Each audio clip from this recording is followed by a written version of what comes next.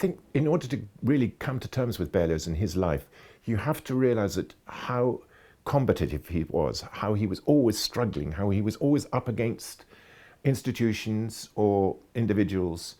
He had his circle of friends, but he also had a lot of enemies, and he made enemies.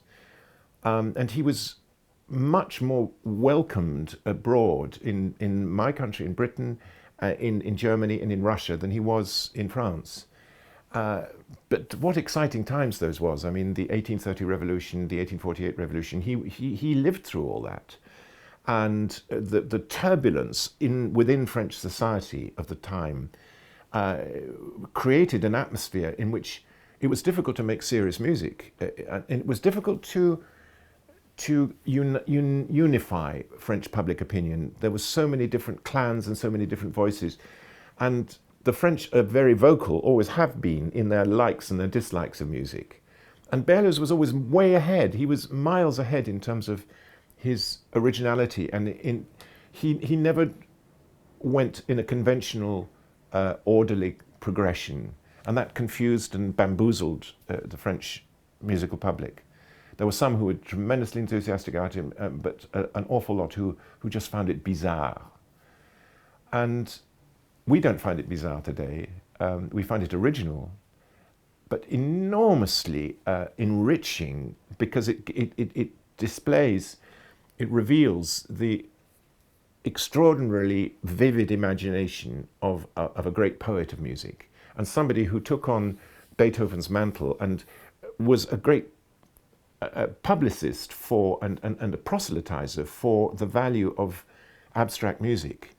That all music, doesn't matter whether it's vocal music or oratorio or a piece of curious mixture like the Damnation de Faust, Damnation of Faust, in Berlioz's terms was a way of expressing his thoughts and his imagination by means of an orchestra with chorus surrounding it. And that was something that was not accepted at the time. Another reason I think that Berlioz has not been easily accepted by the French is that, or by musicians in general, is that he didn't leave us much chamber music. He didn't, I mean, unlike a Beethoven, a Haydn, a Mozart, a Schubert, a Schumann, a Mendelssohn, there's no chamber music.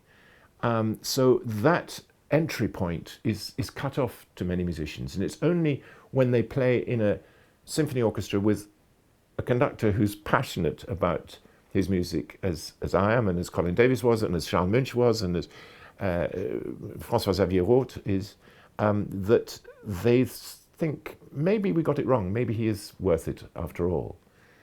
And a piece like the Requiem, a marvelous piece like the Requiem, is often misunderstood, because Berlioz was not a fervent Christian. He wasn't a conventional Christian at all, but he had a tremendous sense of the drama of creation and of eternity, and that theatricalization of eternity comes through in the Requiem so powerfully. And his way of constructing an orchestra with 4 different brass groups, brass bands, shows just the range of the scope of his imagination, his theatrical imagination. Pretty well every piece of Berlioz is in some sense theatrical.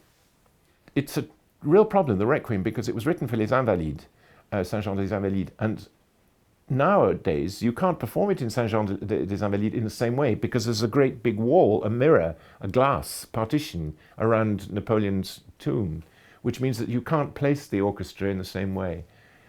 But I mean, I've done it, the Requiem in Saint-Denis, in the cathedral there, and it sounds wonderful. It is possible.